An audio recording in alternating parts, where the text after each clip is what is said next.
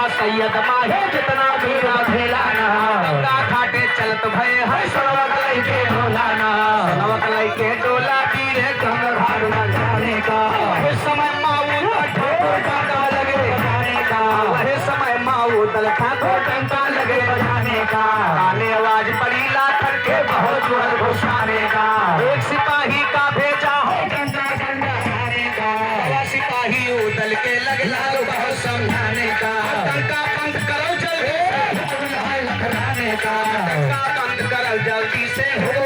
लखराने का उदल बोले कौन है लाखन लैया बोले सामने का इतना सुनकर गवा सिपाही लाखन से बदलाने का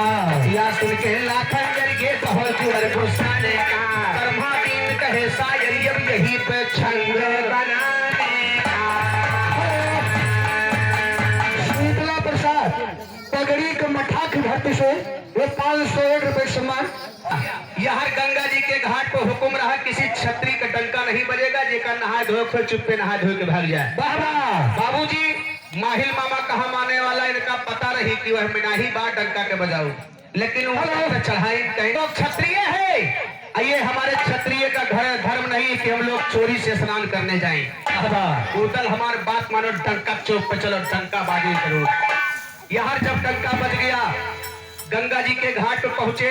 तो माहिल उदल से कहीं भैया तो हाथ डंका बंद नहीं हो चाहे जे बंद करावे हम तनी मेला तहरिया आवत ही बहाना से निकले लाखन के पास पहुंचे का हो आप ऐलान किए थे किसी छतरी का डंका नहीं बजेगा और उदल का डंका बज रहा है चल के डंका बंद कराओ वो छतरी ना हो नहीं तो हाथ बेइज्जती हो जाए तौहीनी हो जाए। भैया हो सुन ले